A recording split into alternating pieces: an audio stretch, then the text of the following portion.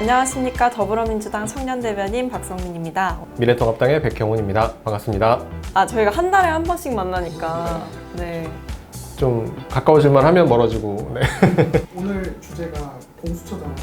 그 공수처의 개혁의 역사부터 한번 소개해 주시면 좋을 것 같아요. 고위공직자범죄수사처의 줄임말이 바로 공수처입니다. 고위공직자들의 범죄를 이제 공정하게 또 수사할 수 있기 위한 독립된 기관인데요.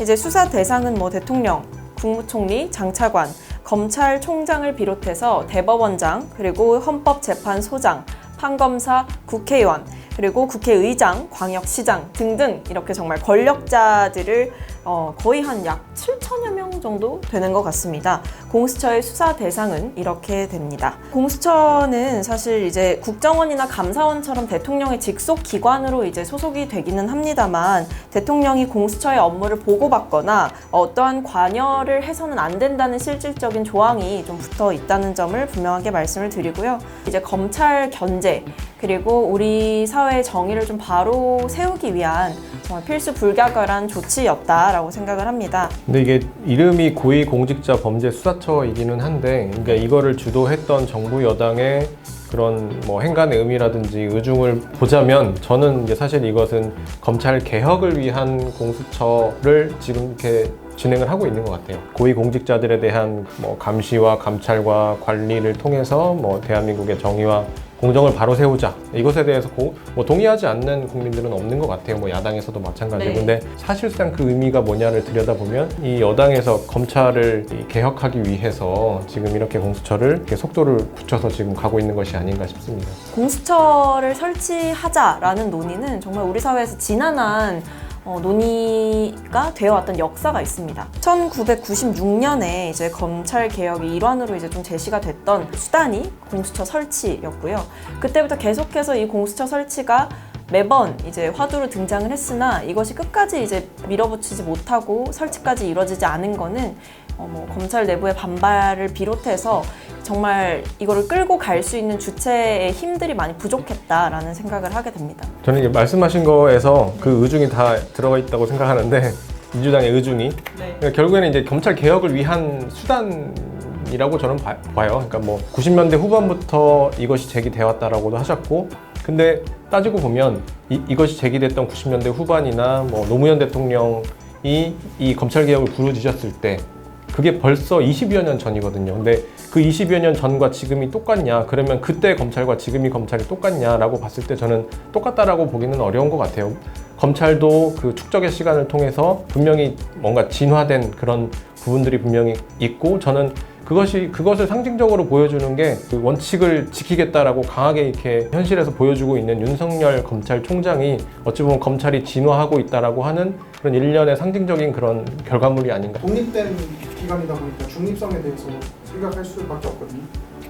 도대체 이 공수처를 임명하는 과정이나 이런 거 어떻게 되는지 좀 알려주시죠. 일단 공수처장 후보자 추천위원회가 거기서 2명을 선정해서 올리게 됩니다. 근데 이 공수처장 후보자 추천위원회의 구성원을 좀 먼저 말씀을 드리겠습니다. 공수처장 후보자 추천위원회는 총 7명으로 이제 구성이 되게 되는데요. 법무부 장관, 그리고 법원 행정처장, 변호사 협회장, 그리고 여당 추천인사 2명, 그리고 야당 추천인사 2명 이렇게 구성이 되게 됩니다. 추천위원회가 7명이 꾸려지는데 여기서 6명이 찬성을 해야 이게 막 사람들이 있잖아요. 그럼 2명을 저희가 추천위원회에서 선정해서 올리게 됩니다. 그럼 그 2명 중에서 대통령이 1명을 고르시게 되는 건데요. 1명을 지명하게 되면 그 1명이 인사청문회를 거쳐서 이제 임명이 되는 시스템입니다. 이게 문제 없다는 입장의 논리와 문제가 있다는 입장의 논리를 각자 한번 설명해 주시면 좋을 것 같아요. 저희가 먼저 말씀드린 게 말씀하기 쉽겠죠. 여기서 만들었습니다. 네.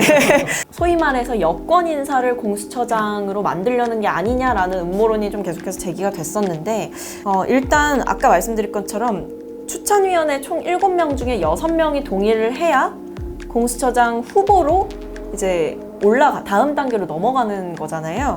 근데 7명 중에 6명이 찬성해야 된다고 제가 말씀을 드렸습니다.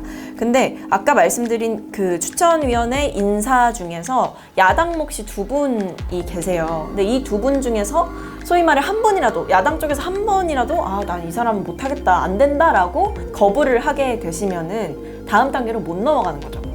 지금까지는 그런 상황인 건 맞아요. 결국에는 물론 그 중에 뭐 2명을 올려서 대통령이 임명한다라고 해도 대통령의 임명권이 행사가 되는 것이고, 그런 측면에서 봤을 때 이제 대통령의 영향력이 안 미칠 수는 없다라고 하는 것이죠. 차라리 그러면 그 임명을 대통령이 하는 것이 아니라 저는 국회가 하는 방법도 고려해 볼 수 있다라고 생각을 해요. 이 민의가 더 잘 반영되어 있는, 더 현장감 있는 그런 국회를 통해서 추천위원들을 추천하고 그 중에 이제 그런 뭐 처장을 뽑자라고 하는 것, 이런 것까지도 저는 충분히 이제 논의해볼 수 있지 않을까. 네. 뭐 야당에서도 다양한 목소리들이 있습니다. 그리고 네. 공수처가 처음 나왔던 20대 국회와 또 21대 국회는 또 다르잖아요. 또 미래통합당도 마찬가지로 다른 구성원들이 이제 구성이 됐고, 사실 만들려면 제대로 만들어야지. 맞습니다. 예, 네. 이게 지금 만들려고 하는 그런 공수처는 그러니까 가짜 공수처라고 생각하는 거예요.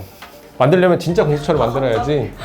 자꾸 마치 여당의 울분을 해소하는 목적으로 공수처를 만들어서 검찰을 겨누려고 하는 것, 사실 이런 프레임으로 자꾸 보이니까 해결할 수 있는 여지가 잘 안 보인다는 거죠. 위원 얘기하셨잖아요. 네. 공수처가 위원이 그냥 각자의 임명을 말씀해주세요. 민주당은 이에 대해서 사실 딱히 드릴 말씀이 없습니다. 그러니까 이게 여기에 가타부타 더 말을 붙이고 싶지 않다라는 마음인데요, 사실. 왜냐하면 이제 20년이라는 그 논의의 시간이 있었던 만큼 사실 이게 하루아침에 뿅 하고 공수처를 만들자 이런 게 갑자기 어느 날 튀어나온 게 아니기 때문에 계속해서 공수처법이라는 것이 보다 세밀해지고 좀 고민의 깊이가 더욱 깊어졌기 때문에 이런 위헌적인 요소에 대해서 사실 민주당이 그런 요소가 있습니다라고 말씀을 드리기도 굉장히 이상한 거고요. 저희는 실제로 그렇게 생각하지 않기 때문에 당연히 이제 법안을 통과를 시키려고 노력을 했고, 이 사안 가지고 다퉜던 것은 네. 저는 이제 이 여당의 폭주에 대한 그 작용에 대한 반작용이었다라고 생각을 하고요. 그러니까 저는 왜 이렇게 여당이 서두르고 있는지 모르겠습니다. 앞으로 공수처에 대한 전망을 한번 얘기해 주시죠. 이 야당 안에서도 다양한 목소리들이 지금 공존하고 있고, 자칫 잘못 만들어지면 대통령이 또 휘두를 수 있는 거대한 무기가 하나 저는 또 생기는 거라고 봐요. 공수처는 검찰 개혁이라는 중대한 과제뿐만 아니라 하나의 기관이 과도하게 국민으로부터 부여받은 권한을 굉장히 막강하게 가지고 있는, 그러니까 권력기관을 조금 더 개혁하는 방안에 좀 본질이 있다라고 보는데요. 이 권력기관들이 시민의 삶에 미칠 수 있는 영향이 굉장히 지대하기 때문입니다. 그렇기 때문에 정말 우리 사회가 보다 정의로운 길에 있어서 이 공수처의 출범이 굉장히 중요한 과제 중에 하나이다라고 말씀을 좀 드리고 싶었습니다. 방법은 서로가 좀 다른 것 같은데, 이런 논의를 통해서 이제 좀 더 정의롭고 공정한 대한민국을 만드는데 좀 1mm라도 이렇게 나아가는 그런 계기가 됐으면 하는 간절한 바람입니다. 갑자기 네. 마무리가 훈훈해. 네.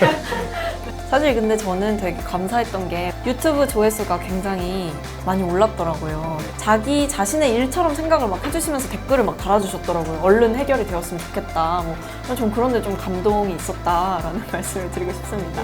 댓글과 좋아요 눌러주셔야 저희가 다음 달에도 계속 볼 수 있습니다. 네, 맞아요. 많이 눌러주십시오. 몇 시간 얘기하고 나면 약간 친해진 것 같은데 이러고 이제 안녕히 가세요 하고 이렇게 사실 여야는 적당한 거리감이 좀 필요하긴 합니다. 다음 시간에 또 뵙도록 하겠습니다. 감사합니다. 감사합니다.